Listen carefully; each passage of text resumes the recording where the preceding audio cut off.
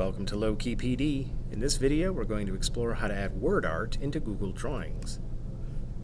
If you go to the Insert menu and click, find Word Art. Click on it, and notice a very small text box will appear. The purpose for this text box is for you to add the text you want to turn into word art. So let's say we wanted to say Sir Isaac Newton. Right, and now it gives me this word art, but it's in a very basic format. The font is already chosen.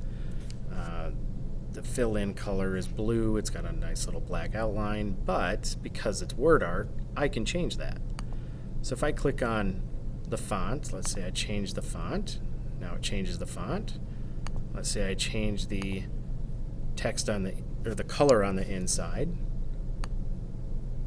I can pick this up, drag it, and if I follow my guides, I can make sure it's centered.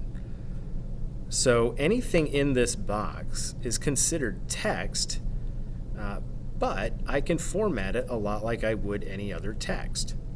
Right? So I can use a lot of these formatting options up here, all the different fonts, of which there are many.